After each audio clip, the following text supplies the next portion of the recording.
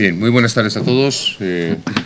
Doy, en primer lugar, las gracias a todos los asistentes y de forma muy especial a nuestro invitado de hoy, al doctor José Antonio Marina.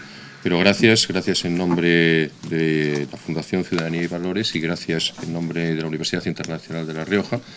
La Fundación es una institución íntimamente vinculada, hermanada y perteneciente a la UNIR, y lo que hace es actos como estas jornadas educativas, jornadas de expertos, en los que intentamos, dentro de lo que es la actividad no docente estrictamente de nuestra universidad, pues incorporar a aquellas propuestas, a aquellas personas, a aquellas inteligencias que pensamos que en estos momentos necesita la sociedad española, pues para poder construir entre todos una respuesta a aquello que no solamente pertenece al ámbito gubernamental, sino al ámbito de la propia sociedad. Y creo que no hemos podido acertar más que con la invitación del catedrático José Antonio Marina, a quien yo quiero agradecerle de forma muy especial el que hoy asista a esta reunión con nosotros. Presentarle es un acto excesivo, en el sentido de que todos los presentes, por razón de su condición de expertos en una u otra materia relacionada con el asunto, le conocen, y por lo tanto no voy a hacer ni un relato de su currículum. Me consta además que entre sus escasos efectos no está la vanidad y por lo tanto tampoco haré una relación de sus títulos académicos, de sus premios, de sus reconocimientos, pero tengo que decir que en todo caso la sociedad ha sabido ver donde hay un foco y una llamada de atención en todo el discurso educativo, y desde luego José Antonio Marina lo ha hecho. Yo solamente quiero centrarme en sus características personales. Su generosidad por estar hoy aquí con nosotros. Es una persona cargada de humanidad, una real y generosa preocupación por los demás, es lo que le ha acompañado siempre, y él se ha centrado en el estudio de inteligencia y en especial en los mecanismos de la creatividad artística, especialmente en el área del lenguaje, científica, tecnológica y económica. Pero es una persona que no guarda para sí sus conocimientos, sino que lo que ha hecho ha sido, de una forma, me atrevo a decir que inteligentemente provocadora, lanzarlos a la sociedad, el despertar al diplodocus, lo que ha planteado, y son sus palabras, como una conspiración educativa para transformar la escuela y todo lo demás, y muy especialmente el libro blanco de la profesión docente, que ya está entregado en estos momentos al Ministerio, de acuerdo con el compromiso que él adquirió, con esa vocación de pasar de las musas al teatro, y que ha seguido un camino pues probablemente inverso a lo que es tradicional dentro de los libros blancos en la administración española. Lo normal en los libros blancos, en cualquier materia, es que lo redacte el gobierno, que lo lance a la sociedad, y en este caso lo que se ha producido es un fenómeno contrario, es decir, en lugar de arriba abajo se ha construido de abajo arriba. Ha sido desde la escuela, desde donde el profesor ha construido esta tensión intelectual para hacérselo llegar al gobierno y solicitar al gobierno que lo entregue a la sociedad para su discusión. Son muchos los docentes que han participado en él, pero además el autor pidió al ministro que con las colaboraciones de las consejerías de educación de las comunidades autónomas enviase también este libro blanco a todos los centros infantil, de primaria, de secundaria, de formación profesional, para que los claustros lo debatan y para que pueda lograrse pues un ejemplo de creación compartida, de sabiduría colectiva y, según una frase suya, que el sistema educativo pueda pensar sobre sí mismo podría ser una bella experiencia. A esa movilización educativa, a esa huida de lo que él ha calificado como un sistema de excusas en el que todo el mundo, siempre de los problemas de educación, le echa las culpas al vecino, los padres a la escuela a los padres, todos juntos, escuelas y padres, a la televisión directamente a los espectadores, y al final acabamos pidiendo siempre soluciones al gobierno, que lo que hace es pedir responsabilidad a los ciudadanos, y así otra vez volvemos a empezar. Y él lo que nos propone es un ejercicio de responsabilidad, diciendo no qué pueden hacer los demás, sino qué puedo hacer yo para solucionarlo. Hoy estamos, además de profundamente agradecidos, extraordinariamente interesados por tu asistencia, querido José Antonio, a este debate. Solamente dos palabras sobre las reglas de funcionamiento. Tenemos una hora de finalización que es absolutamente obligados a respetar por cortesía hacia todos los asistentes y muy especialmente hacia nuestro ponente. La idea es que hicieras una primera exposición durante el tiempo que tú estimases conveniente. Tradicionalmente esa exposición, y hoy lo hacemos así, es abierta a los medios en el sentido de que queda grabada y por lo tanto a disposición de todos los medios. Y como asisten también periodistas, yo diría, pues no sé si tanto en representación de sus medios como por su propio interés, por su currícula, indudablemente vinculado y comprometido directamente con la materia que hoy nos convoca, yo creo, si les parece bien tanto al ponente como a todos los intervinientes, que si cualquiera de los asistentes en un momento determinado tiene interés en hacer una manifestación off the record, en el sentido de que no sea objeto de publicación, que lo manifieste así. Entonces yo creo que los periodistas asistentes en la mesa en la que estamos, pues seguro que nos lo respetaréis, y esa es una forma que nos permite a vosotros poder hacer público todo lo que se diga normalmente, pero si alguien, por cualquier razón, porque piensa que no es oportuno abrir ese debate o porque no es el momento adecuado para hacer esa reflexión en público, quiere decir algo off the record, yo creo que podemos contar con el compromiso de los representantes de los medios de comunicación de que esa parte que se diga específicamente que no es publicable, pues queda como motivo de reflexión para nosotros. Perdón por la extensión, reitero el más profundo agradecimiento de la Fundación y de la Universidad, y esta es tu casa y tuya es la palabra. Pues gracias, Alberto, por la presentación y por la invitación. La verdad es que la invitación me vino por José Iribas y lo que me dice Iribas lo tomo muy en serio porque fue algo para mí muy importante, que es un magnífico consejero de educación durante su etapa en el país, en Navarra. Y para los que estamos en la escuela, el encontrar un político que sabe cómo gestionar es muy importante, porque el problema de la educación española no ha sido nunca problema de presupuestos, ha sido realmente problemas de gestión. Nosotros hemos tenido muy mala gestión educativa. Entonces, los políticos han pensado que con tener el boletín oficial del Estado en la mano se podía mejorar la educación y no han conseguido que esa ley pase a las aulas, que es donde realmente se tiene que dar el cambio educativo. Lo que no sucede en las aulas no existe desde el punto de vista educativo.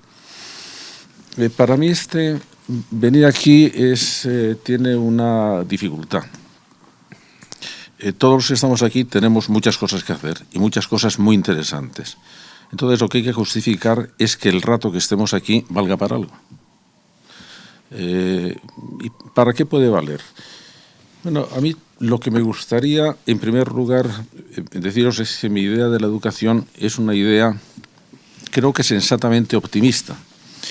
Estoy intentando que la ciudadanía acepte una cosa, que es lo que he llamado Objetivo 555, que es nosotros, con nuestro sistema educativo, que es un sistema educativo mediocre y estancado, no es muy malo. No. Eso es decir, ¿estamos a la cola? No, estamos en un término medio, pero no hemos progresado. Y hemos hecho algunas cosas muy bien. Por ejemplo, hemos integrado en muy poco tiempo una cantidad muy grande de inmigrantes sin ningún problema. Bueno, eso ha sido un mérito. Hemos escolarizado a todo el mundo hasta los 16 años y eso es un mérito. De manera que hemos hecho cosas bien. Pero desde que tenemos series históricas que nos permitan compararnos con otros países, estamos estancados y además seguimos estancados aunque haya subido el presupuesto. El objetivo 5.5 es, nosotros podemos tener un sistema educativo de alto rendimiento, vamos a comparar, aunque sea un tópico, con Finlandia, en el plazo de 5 años, teniendo como presupuesto el 5% del PIB, que ya hemos tenido el 5,07%, de manera que entra dentro de lo viable para nuestra economía. Si dijéramos, es fantástico tener el 7%, sería una excusa. Como no lo vamos a tener nunca, no podremos tener nunca una escuela buena. Con un 5% del PIB podemos tener una escuela excelente y además cumpliendo 5 objetivos. 5 objetivos mensurables, porque lo que no se mide no se puede prometer ni se puede conseguir. Primer objetivo, rebajar nuestra tasa de abandono escolar al 10%, que es lo que nos pide la Unión Europea. Segundo, subir en la clasificación PISA 35 puntos. PISA tiene todos los defectos del mundo, y no sé yo quien diga que es una evaluación perfecta, pero sin embargo es la que tenemos, que nos permite compararnos con nosotros mismos en la evolución y compararnos con otros países. Y tenemos además muchos elementos de medición secundarios, que es el PIRS, que son los tests, que son un montón de cosas. Que sería estupendo, de acuerdo, que no cubre todo, de acuerdo, pero vamos, si cumplimos esto, 35 puntos han subido. Navarra subió en 2 años 20 puntos. En México ha subido un montón. Polonia lo ha subido también, de manera que no estamos diciendo una cosa completamente disparatada. No nos vamos a meter en cosas más complejas. Vamos a subir 35 puntos PISA. En tercer lugar, aumentar la tasa de alumnos excelentes y disminuir el tramo que hay entre los mejores y los peores. Porque nuestro sistema educativo tiene una peculiaridad. La gran diferencia no se da entre centro y centro. La gran diferencia se da entre alumnos del mismo centro, que es que entre los mejores y los peores hay una diferencia mucho mayor que en el resto de los sistemas de nuestro entorno. De manera que es aumentar la proporción de alumnos excelentes y disminuir la diferencia entre alumnos buenos y alumnos malos, que es donde se da la mejora educativa. Cuarto, una cosa que Javier, tú no estás de acuerdo conmigo. Necesitamos mejorar el tratamiento de los alumnos que tengan necesidad de, vamos a llamarlo así, educación especial. Unos porque tienen problemas de aprendizaje. Tened en cuenta que ahora un estudio que hizo la Cátedra de Psiquiatría de Vall d'Hebron, como otro que acaba de publicar el Hospital Sant Joan de Déus en Barcelona, han detectado que tenemos en la escuela entre un 18 y un 20% de niños con problemas psicológicos graves, no diagnosticados o diagnosticados y no tratados. Eso, para el profesor Miguel Casas, que en ese sentido es muy optimista, él considera que si fuéramos capaces de tratar bien esos problemas, que todos los que estamos en el aula sabemos hasta qué punto complican la labor educativa, con eso ya dábamos un salto de gigante. Aprovecho para hacer un paréntesis. Me ha parecido estupendo que Alberto no cuente mi currículum, pero hay una cosa que quiero decir de mi currículum. Yo soy catedrático de bachillerato. Es decir, yo vengo de la trinchera, me ha interesado la trinchera, me ha interesado muy poco la universidad, creo que donde nos la jugamos es justo ahí, y por lo tanto es desde ahí, desde donde investigo y de donde se estoy haciendo la propuesta. Ya tenemos ahí 4. Quinto objetivo, que tenemos que introducir dentro de los currículos, que son disparatados. Los currículos españoles son disparatados, y lo han sido siempre, por una especie de que no se nos quede nada fuera. Pero hacer unos currículos tan sumamente extensos no podemos dedicar el tiempo suficiente a lo que es verdaderamente importante, que se creen hábitos de pensamiento, hábitos de razonamiento, aplicación de los temas teóricos a casos prácticos, porque no tenemos tiempo, porque todos los profesores están a ver si llego al final del programa. Y entonces lo que tenemos que introducir es lo que en este momento estamos tratando, por lo menos que yo sepa o en que yo participe, 3 grandes consorcios investigadores en el mundo, que es cuáles son las habilidades del siglo XXI que debemos introducir dentro de los currículos. Y ahora ya sabemos muchas cosas. Sabemos, por ejemplo, porque los últimos grandes documentos que ha hecho, por ejemplo, el Departamento de Educación de Estados Unidos, pero también de los que ha hecho en Inglaterra, estamos viendo que dentro de lo que tenemos que enseñar a nuestros alumnos hay 2 grandes bloques. Hay las cognitive skills y hay las non-cognitive skills. Y esto de las habilidades no cognitivas, es curioso que cuando yo se lo explico a las empresas lo entienden muy bien y lo entienden menos bien cuando se lo explico al mundo educativo. ¿Por qué? Porque los non-cognitive skills es un concepto que no viene del campo de la pedagogía, viene del campo de la economía. Es decir, deberíamos, todos los que estamos en la escuela, agradecer a un premio Nobel de Economía, a Jim Heckman, los estudios que hizo precisamente sobre la repercusión económica que tiene la educación. Lo primero que hizo es mostrar que la inversión que se hace en enseñanza primaria es la que tiene mayor retorno económico a una nación y que, por lo tanto, es ahí donde tenemos que centrarnos. Pero luego hizo unas investigaciones que para mí son de quitarse el sombrero, porque él al ver la influencia que tenía la educación, quiso afinar más y decir, pero bueno, ¿qué efectos de la educación son los que producen, qué factores de la educación académica son los que producen este efecto? Entonces él tenía a disposición todos los historiales de unas escuelas muy conocidas en Estados Unidos, que son las escuelas Perry, que durante mucho tiempo habían intentado ver qué efecto conseguían si trayendo alumnos de zonas muy desprotegidas educativamente, a ver qué resultados tenían. Entonces, hay una serie de historiales que les permitía ver qué es lo que había producido el efecto. Entonces se dio cuenta de que el gran progreso de estos chicos no era tanto por lo que hubieran aprendido, sino porque habían desarrollado un tipo de actividades, de habilidades especiales, que no eran tanto aprender cosas, sino aprender a hacer cosas. Y entonces aisló eso que eran las no cognitive skills.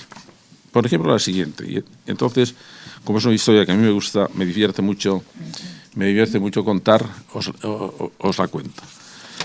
Nosotros, yo hace 8 años, viendo el absoluto despiste que tienen los padres sobre temas educativos, porque están angustiadísimos, porque quieren hacerlo bien y porque no saben cómo hacerlo, entonces fundé una universidad para padres online, para decir qué es lo que sabemos acerca de la educación de los niños.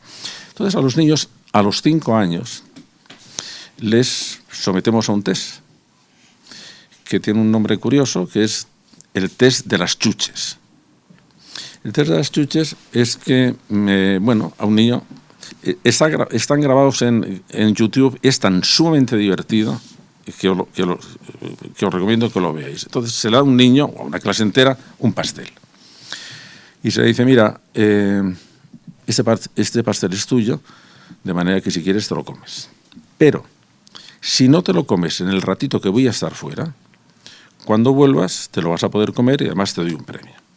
Entonces quien está con ellos sale fuera, pero hay que poder observar al niño. Hay muchos niños que se zampan el pastel en cuanto se ha dado la vuelta. ¿Sí? Es que no le quitan ni el papel. Hay otros niños que no se lo quieren comer, pero ponen en juego estrategias no adecuadas. Por ejemplo, se sientan enfrente del pastel, le miran fijamente, le dan la vuelta, cogen una amiguita y en 2 segundos se lo ha comido. Y hay otros que, en cambio, ponen en juego estrategias adecuadas.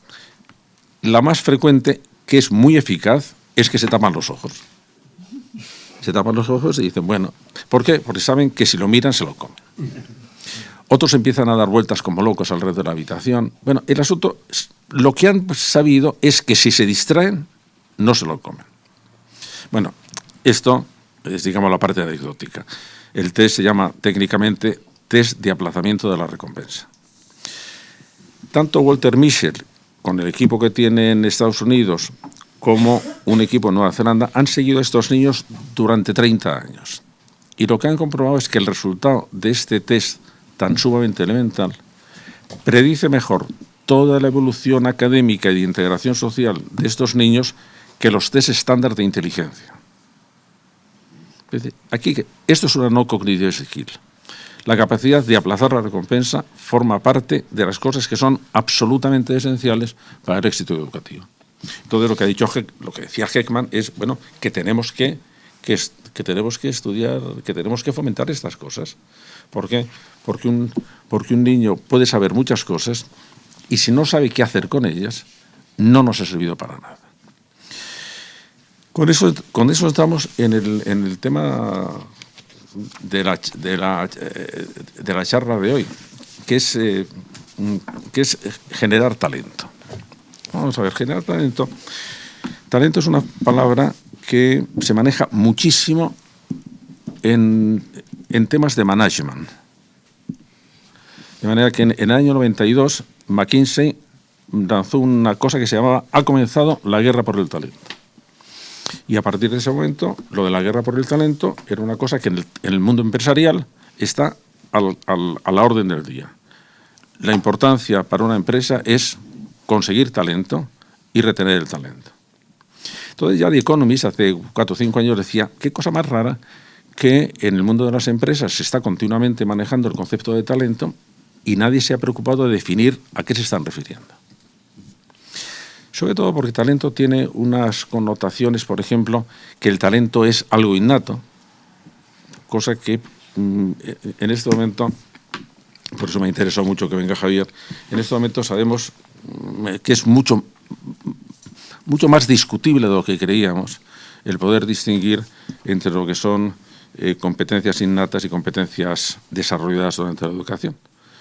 Pero nadie se había preocupado de definir qué es el talento, porque el talento no es un concepto científico, es un concepto de psicología popular que se aplica al management.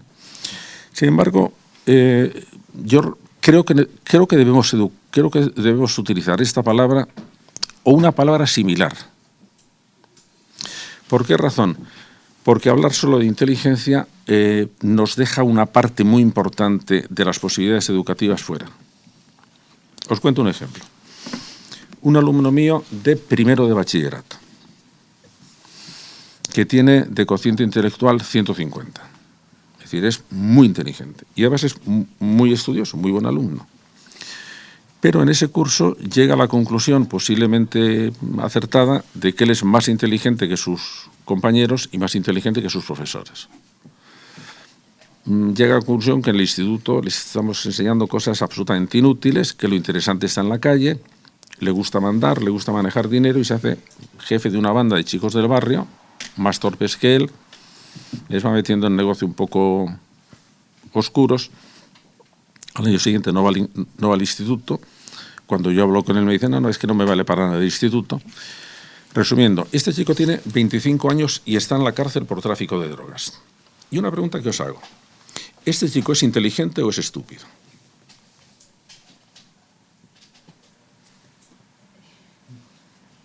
Hombre, por lo que ha hecho no es muy inteligente, porque está en la cárcel. Pero por las pruebas objetivas de inteligencia es muy inteligente. ¿Qué ha pasado ahí? Pues que necesitamos dos conceptos. Necesitamos un concepto de esta es la inteligencia estructural y este es el uso que se hace de la inteligencia. Bueno, al buen uso de la inteligencia es a lo que llamo talento. ¿Por qué? Lo puedo utilizar otra palabra, pero necesitamos dos palabras. Necesitamos una para decir esto es lo que es esta persona y esto es lo que hemos hecho de esa persona. Y por eso, en el caso de Javier, tú estás especializado en niños con altas capacidades. Bueno, todos sabemos que no todos los niños con altas capacidades, digamos que sería inteligencia estructural, desarrollan un talento. De hecho, ninguno de los grandes personajes que conocemos fueron niños con altas capacidades. O pudieron no serlo. Y muchas veces cuando hablamos de altas capacidades de estos chicos, vamos de atrás hacia adelante. Ahí nos damos cuenta de que para conseguir desarrollar el talento, donde tenemos que apostar es en educación. Y si no apostamos en educación, pues no hacemos nada. Esto es una cosa interesante. El talento no está antes de la educación, está después de la educación. Y lo que hace la educación es transformar una inteligencia en talento. O coger las competencias y convertirlas en buen uso de la inteligencia. Yo a mis alumnos más jovencitos se lo explicaba de una manera que no sé cómo, si se lo contaban a sus padres, no sé cómo lo entenderían, porque me gustaba decirles que esto de la inteligencia a lo que más se parece es al juego del póker.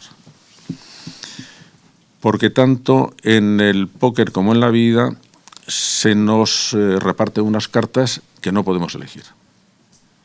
En la vida cartas genéticas, sociales, económicas y en el juego los naipes. Segundo, que en ambos casos hay cartas buenas y cartas malas. Tercero, que en ambos casos es mejor tener cartas buenas que cartas malas. Cuarto, que esa pregunta interesante. ¿Gana siempre quien tiene las buenas cartas? ¿Quién gana? El que sabe jugar. Y entonces decir, pues mira, yo lo único que puedo hacer con la educación es, voy a ver qué cartas tienes y voy a ver si te enseño a jugar bien con las cartas que tienes. Ya, pero ahora he tenido que cambiar el discurso y he tenido que cambiar el final. Porque ahora le tengo que decir, y si juegas muy bien con las cartas que tienes, vas a poder cambiar en parte las cartas que has recibido. Y esta cosa tan rara que es. Pues algo que la ciencia, en lo que tiene que ver con el aprendizaje, es una ciencia muy optimista. Y tenemos que entender hasta qué punto es optimista y hasta qué punto nos da herramientas. Los años finales del siglo XX fueron los años de la genética. Entonces se descodificó el genoma humano y el de todo bicho viviente. Sabemos qué gen correlaciona con qué cosas, ya. Pero el siglo XXI está siendo el siglo de la epigenética. ¿Qué eso quiere decir? Que nosotros recibimos un repertorio genético, pero no todos los genes se activan. Unos sí y otros no. Y que se active un gen en vez de otro depende fundamentalmente del entorno. Y que el entorno hace que se activen unos y no se activen otros. Y que dentro del entorno está el entorno educativo. Y entonces, cuando estamos hablando de educación, hemos pasado a la primera división. Ya no es únicamente vamos a ver si, como se lo explicaba yo, a ver si juegas bien con lo que tienes, es vamos a ver si consigues cambiar lo que tienes. Vamos a ver si consigues cambiar lo que tienes. Y entonces ahora estamos en un momento de posible explosión educativa que yo espero que sepamos utilizar, porque España perdió el tren de la Ilustración, España perdió el tren de la industrialización, y espero que España no pierda el tren del aprendizaje. Y ahora vuelvo un poco atrás. Hay una cosa que se repite continuamente. Hemos entrado en la sociedad del conocimiento o hemos entrado en la sociedad de la innovación. No, eso es una tontería. Eso sí que es literalmente coger el rábano por las hojas. Lo que hemos entrado es en la sociedad del aprendizaje continuo. Y hay que aprender a crear, y hay que aprender a innovar, y hay que aprender... Se acaba de traducir al castellano la última obra de Joseph Stiglitz, del Premio Nobel de Economía, que se llama Crear la sociedad del aprendizaje. Y es muy curioso, porque en un libro de economía los primeros capítulos están dedicados a pedagogía, pero por una cosa de sentido común. Vamos a ver, aprender es el recurso que tiene la inteligencia para adaptarse al entorno o para mejorar el entorno. Entonces, cuando los entornos eran entornos muy estables, el periodo de formación podía ser muy corto, porque servía para toda su vida, para toda la vida. Pero ahora estamos en un entorno que, por ejemplo, que tiene algunas características especiales. Y ahora sí quiero haceros un breve texto. ¿Quién ha escuchado o quién ha manejado la palabra VUCA? Pues con que sepáis, con que esa palabra se os quede, porque la palabra VUCA es una palabra que se utiliza ahora mucho en todo lo que tiene que ver con temas empresariales y está pasando al campo de aprendizaje, de la educación. VUCA es un acrónimo que hace ya casi 10 años acuñó el ejército americano. El ejército americano, que tiene un aspecto, digamos, terrible, que es una máquina de matar, pero tiene un aspecto de investigación absolutamente fabuloso, claro. Una parte importantísima de todo lo que manejamos de estudios de psicología está financiado por el ejército americano. Y son gente muy buena. Y, por ejemplo, el plan que ha hecho el nuevo jefe de Estado Mayor, Dempsey, que es Learning Concept 2015 para el ejército americano, diciendo el ejército americano lo que tiene que ser, su gran virtud debe ser que aprenda muy rápido. Y ¿cómo que lo importante de un ejército es que aprenda muy rápido? Sí, sí. Eso es exactamente lo mismo que yo veo cada vez más en empresas muy punteras, que es que ponen en sus centros la ventaja competitiva de esta empresa es que aprenda más rápido que sus competidores. Y ya está.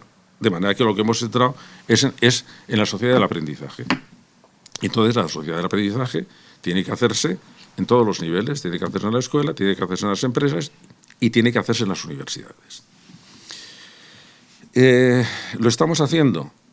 Pues a mí me parece que no. A mí me parece que no. Mirad, yo durante muchos años lo que me dediqué a investigar era la inteligencia individual. Es decir, bueno, cómo, lo que decía antes Alberto, cómo funciona la inteligencia, cuáles son los límites de la inteligencia, qué es lo que se puede aprender, Ahora sabemos que se puede aprender más cosas de las que creíamos, se puede aprender la creatividad, se puede aprender a gestionar las emociones, se pueden aprender muchas cosas. Se puede aprender a aprender, se puede ampliar la inteligencia y sabemos más o menos por dónde va eso. Pero a partir de un momento determinado me di cuenta que la inteligencia individual es una abstracción, que no existe la inteligencia individual. Porque toda inteligencia se desarrolla en un entorno que la fomenta o la bloquea. Y que, por lo tanto, no podemos separar nuestra inteligencia del entorno en que estamos. Si estamos en entornos muy estúpidos, será muy difícil ser muy inteligente. Es decir, lo que decía Machado, qué difícil es no caer cuando todo cae. Y si estamos en entornos estimulantes, bueno, se produce el efecto Médicis. ¿Por qué salen tanta gente buena en este entorno? De manera que a todos nos interesa, en principio, estar en entornos muy inteligentes, porque eso nos viene bien para potenciar nuestra inteligencia. Entonces, a mí me interesó estudiar justo qué es lo que se producía cuando una inteligencia colabora con otra. Entonces, aparecen unas cosas muy interesantes porque aparecen fenómenos emergentes, es decir, son fenómenos no previsibles, que es lo que ocurre, por ejemplo, en una conversación. Si una conversación es verdadera conversación, no se sabe dónde va a terminar. ¿Por qué? Porque lo que dice una persona es lo que suscita la respuesta de la otra persona y al final dice, anda, mira dónde hemos llegado. De manera que esos son fenómenos emergentes que pueden ser ascendentes o pueden ser descendentes.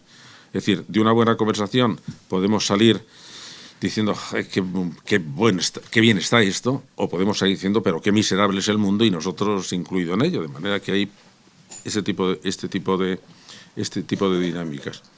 Y a mí me interesaba estudiar estos fenómenos emergentes en dos situaciones. Me interesaba estudiar la inteligencia de las parejas. ¿Por qué? Por un fenómeno que todos conocemos. Dos personas muy inteligentes pueden estar de repente en una relación de pareja que les vuelve mucho más inteligentes o que les vuelve en ciertas cosas muy estúpidos. ¿Pero qué es lo que pasa aquí? ¿Qué dinámica está aquí? ¿Por qué me interesaba eso? Bueno, pues porque el que las parejas no se entiendan me parece una de las tragedias que nos ha dejado el siglo XX en el ambiente privado y con muchas complicaciones. Pero me interesaba ver qué es lo que pasa, por qué esto de repente fracasamos tanto. Es decir, si hay un 64% de fracasos en matrimonios, es decir, en gente que quiere que aquello vaya bien, hombre, esa tasa de fracasos no lo admitiríamos en operaciones de apendicitis. Nos diría, qué disparate. ¿Por qué en esto sí? Bueno, me interesaba en ese caso. Y me interesaba también la inteligencia de las organizaciones, y en especial de una organización, los centros educativos. ¿Por qué?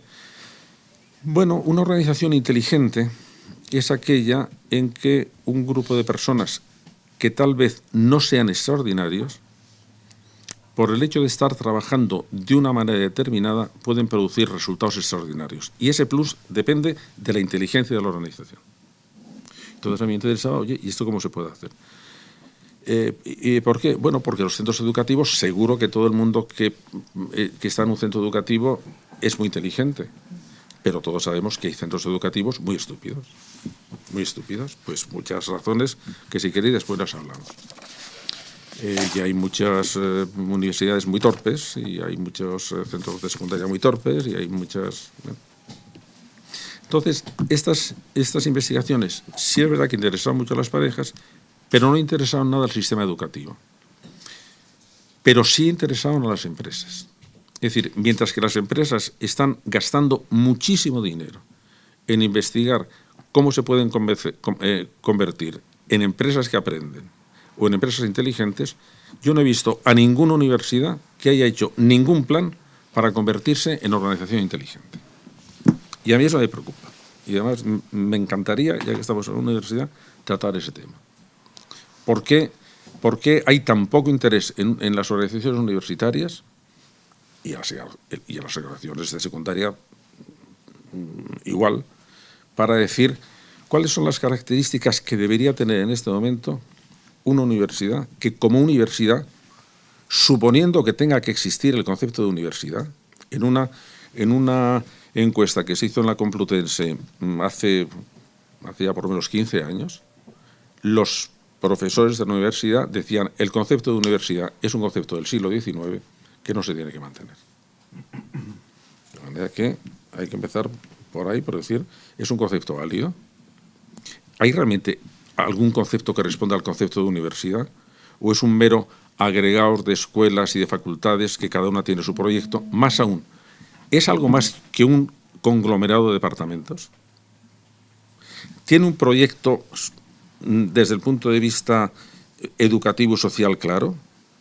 A mí me parece que no. Por eso os decía, a mí me interesó muy poco la universidad, porque creo que ha abdicado de su función pedagógica.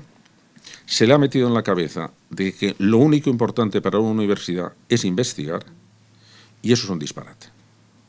La universidad, claro que tienen que investigar los investigadores y los demás que se dediquen a dar clase y que lo hagan bien. Y lo que tienen que hacer no es investigar, lo que tienen que hacer es estudiar y preparar sus clases, que es otro asunto.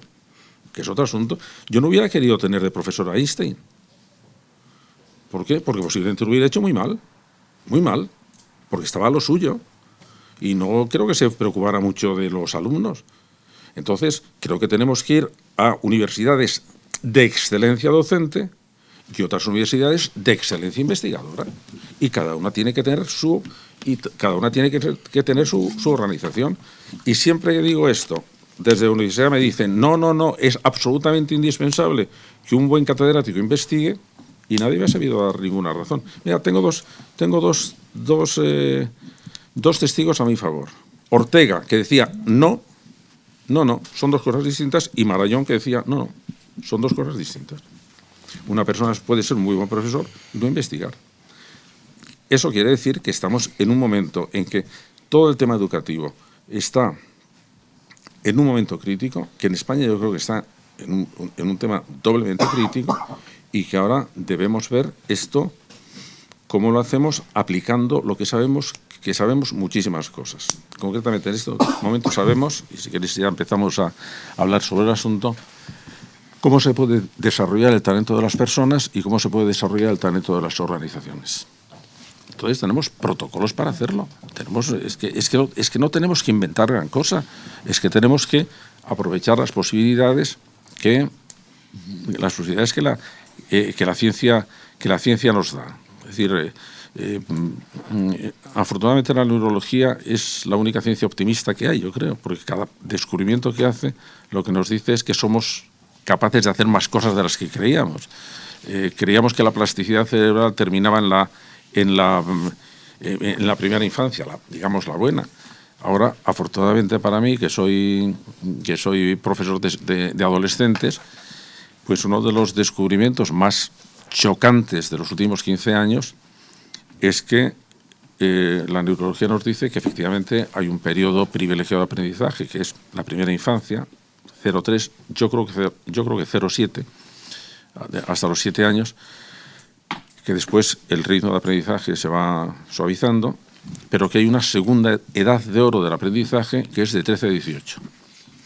Porque durante la adolescencia el cerebro del adolescente se rediseña por completo, pero hasta un punto que podemos literalmente verlo, porque la proporción que hay de materia gris y de materia blanca, la materia gris es, para simplificar, los núcleos neuronales, y la sustancia blanca son las vías de enlace. En el adolescente se cambian. Hay muchas más vías de enlace, de manera que es un sistema mucho más rápido, un sistema mucho más integrado y un sistema donde las cosas que se aprenden son cosas que duran más tiempo, que era justo lo contrario de lo que creíamos, de las que se aprenden antes.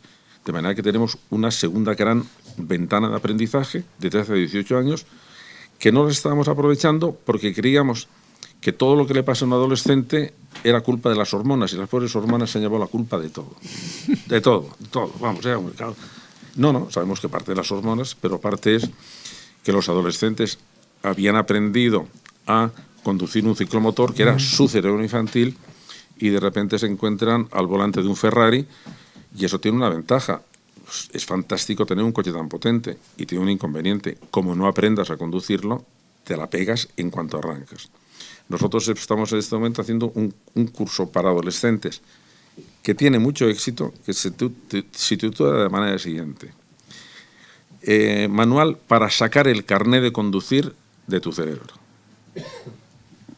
Y entonces lo que se explica es, vamos a ver, ¿esto qué significa? Bueno, esto significa que puedes aprender a gestionar tus pensamientos, que puedes aprender a gestionar tus sentimientos y que puedes aprender a gestionar, digamos, las virtudes de la acción, que son, pues, soportar la tenacidad, aplazar la recompensa, soportar el esfuerzo, en fin, todas estas cosas que nosotros pensamos.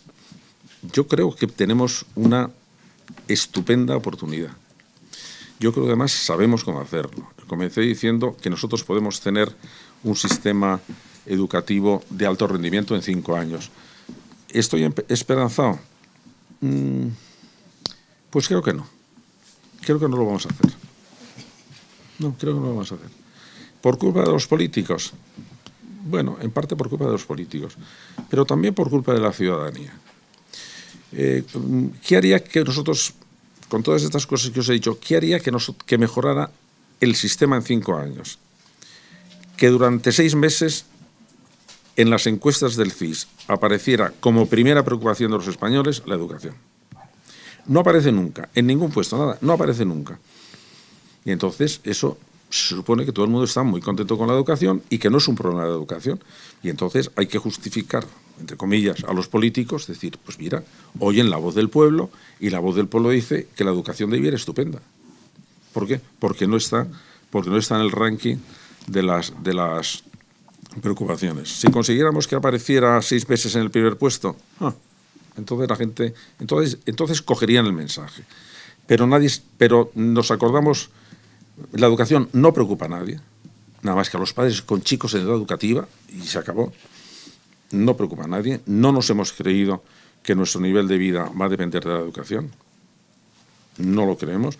Nos acordamos de la educación como de Santa Bárbara cuando truena, que hay acoso escolar. ¿Qué hace la escuela? ¿Qué hay accidentes de tráfico? ¿Qué hace la escuela? ¿Qué pasa con la droga? ¿Pero qué hace la escuela? Y cuando pasan esas noticias, nadie pregunta, oye, ¿y qué está haciendo la escuela? Que es cuando hay que preguntarlo. Y entonces, mientras no llamemos la atención de toda la ciudadanía de que la sociedad que no aprenda rápidamente se va a quedar marginada. Pero vamos, seguro. Y en segundo lugar, que sabemos cómo hacerlo y lo podemos hacer, y por lo tanto podemos exigir que se haga, pues no vamos a cambiar la escuela.